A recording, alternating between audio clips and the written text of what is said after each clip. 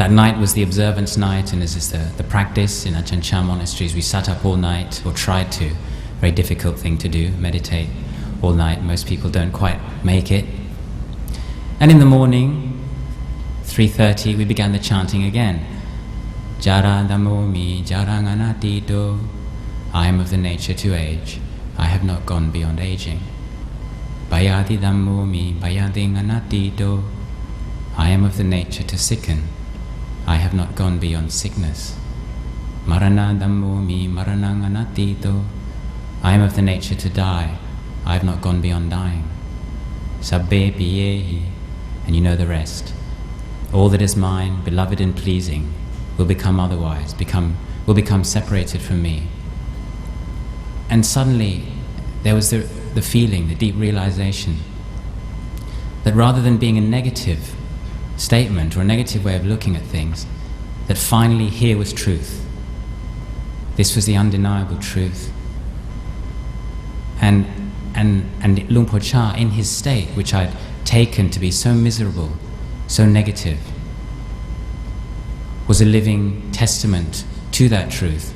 And I realized something that struck me late in that evening was that no one else seemed to mind Luang Por Chah being in that state. All his disciples, the lay people, the monks, it wasn't as if there was a problem. I'm sure obviously they wouldn't have chosen their teacher to become sick, but because all his life he'd been preparing them for that, preparing for that nature. Dhamma, entire Dhamma chart means nature, the birth of Dhamma. So the natural process to take place, when it finally happened to him, it was simply the next phase of his teaching, absolutely in line with the way he had been living his life and the way he'd been teaching. So luckily, as is so often the case in our lives, we have a moment, you could call it a little moment of insight, or a shift takes place. And suddenly I became very keen to really study this truth. And thinking back at my life as a layperson, as a teenager, back in England and then coming to Malaysia and Thailand on my family holidays, seeking pleasure, enjoying things, very nice, nothing too blameworthy about that, but realizing that essentially there was a deception going on. There was the constant message was, of course, that the external world, the material world, the sensual world is where we will find our happiness. And when the material world, the sensual world goes wrong, then we'll suffer. Ajahn Chah's message through his life and through his presence to me was no thing, no person, no event, no situation has the power to make you suffer, or even should be seen as negative, should be judged in any way. We're actually free to make our own decision. So this is how, say towards the end of his life, for 10 years I believe, from the early 80s to the early 90s, he didn't say a word. He simply lay in Wat Nong Pa Pong, and people were able to go and pay respects and take away whatever they were able to from the situation. And in time, Dhamma was translated into English, tapes, and later CDs. And so these teachings lived on. Now Ajahn Chah's strength, as I understand it and really experienced it, and his real wisdom was emphasizing Sangha. Sangha means the monastic Sangha, but it means community, and community harmony. But of course, as a monk, particularly his close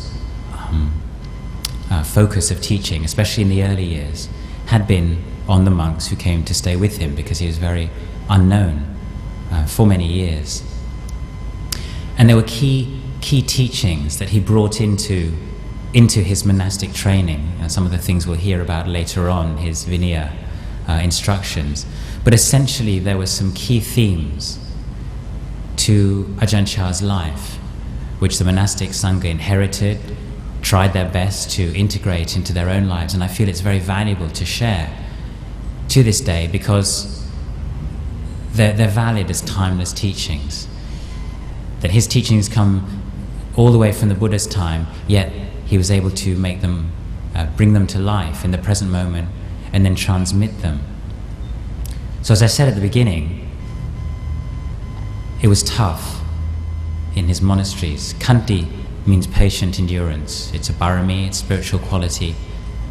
And partly in those days, northeast Thailand was much poorer. There's been huge material development in the last 20 years. But it was also tough because Lumpur Cha made it tough. The tradition is what we call the Dutonga tradition. So all the things like eating in one's alms bowl, going on alms round, and being frugal, and getting up early together as a sangha, coming together and chanting these words together, supporting each other in our practice, and reflecting on Dhamma and meditating together through the wee hours of the dawn, and in the evening as well, sometimes late into the night. So this tough foundation, Khanti, patient endurance, was what gave the men and women living there the strength to put up with the difficulties. Now, the obstacles in life begin with the physical ones, difficulties from heat, cold, hunger, etc., and perhaps sharp words. But then also, as Lumpur Cha taught, the real patient endurance, the real need to bear with our own moods, our mental states, not to react and respond to the swings of delight and aversion, wanting and not wanting, liking, disliking, judging as good and bad, having a mind which is able to stay even and balanced, using a certain amount of patient endurance. And Ajahn Chah said himself, this takes a certain daring. I heard he was asked, well, what makes you special, Lumpur? What do you have that other monks don't have? He said, nothing really, but I dared. And this comes out when you listen to the monks who lived with him. He would say, patiently endure with patience. Dare to be patient, dare to endure. Because it takes a kind of courage.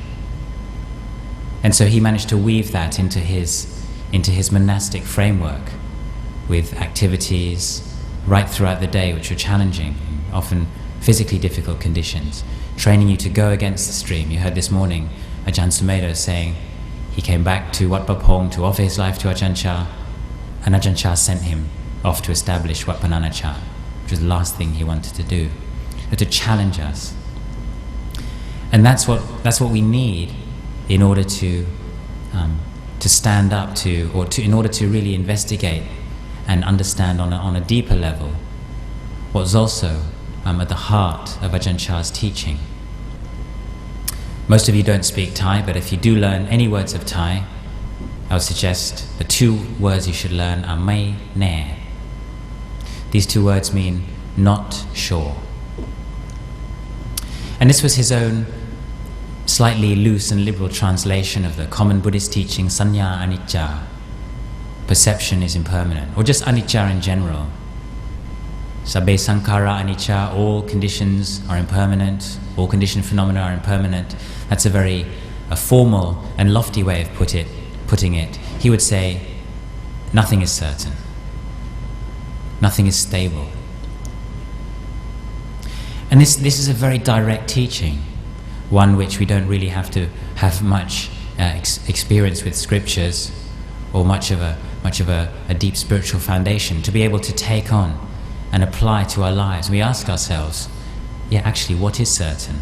And this response of the monk, when I asked him, if this is Ajahn Chah, if this is what happens to him, what hope is there for us? And he said, well, why do you assume he's suffering? And the answer is, yeah, it's true, it's not certain, is it? And straight away we're able to let go. So this idea of uncertainty was something which, for someone like myself, coming in cold, with no background in meditation, even with no interest, this wasn't something that I planned on doing for the rest of my life, just like Ajahn Sumedho. He was thinking of 2 years, I was thinking of 2 weeks. But it's like something something reels you in, something inside you is saying, there's much more here than meets the eye. There's much more investigation to do. And if this is truth, you can't turn your back on it. If that's really what you feel, that life, as you understand it, really is uncertain, that where you're putting your certainty may well one day let you down, then it's almost like an obligation or a responsibility to seek something more solid, just as if we were building a house. We would need solid foundations. And Ajahn Chah himself would say again and again, we have to start with the foundation work. He would often talk about this when talking about sila, this being the foundations for our lives. So the ability to begin to see that all things were not sure. And this was something which would be a common theme in the Dhamma talks I began to read and began to listen to. So we start with seeing, yes, the body is uncertain, it's not sure. We see that people get old and sick, and although we know it's going to happen to all of us, we don't know when. In the sala, the hall, the meditation hall of Wat Bananacha, and many monasteries, there was a skeleton hanging up in a glass cabinet, which again, the first day I arrived, I looked at this skeleton and I really wondered what kind of a place I'd somehow landed in. But the van that dropped me off had already gone, and I didn't have any money, so I was stuck, at least for the moment, and that was before the mobile phones. I couldn't call home and say, get me out of here. So I was looking at this skeleton, and then at the bottom of the glass cabinet, in another smaller jar, was a very, very young baby which had died in infancy, in a preserved jar, and that looked so horrible. But the teaching of that was more powerful than just that we're all going to get old and sick and die. It's really that actually it can happen any time, even right at the beginning of life, when we would all say that shouldn't happen. It can. So we're beginning to contemplate and seeing how impermanence is much more a part of life than we would ever imagine. And so not only on the material realm, the physical realm, our own bodies, but then of course our thoughts. And more interestingly, this was what really intrigued me. And I think with a Western upbringing and education, many of you share kind of rigorous education. We hold very much to our perceptions and our views. We're actually trained to cultivate views and then hold on to them like mad. And it's very challenging to let go of them, and something that's very destabling. So one night I was listening to a talk in the hall to the senior monk, an English monk, many of you know, Ajahn Chah, was giving a talk. And he began to talk about how our perceptions are impermanent, and began to talk about our views and opinions. And he just mentioned things like political views around the environment, or views around social issues. And he just simply asked the question again, can you really be sure about any of your views? That are any of them really absolutely sure? I mean, can you actually say that? It's not saying they're all wrong. You don't have to suddenly go into a sense that you don't know anything. But asking the question, can we really be sure that we're right? And again, simply that gives a little opening where we're able to see the truth. Simply that we might be right, but we might be wrong.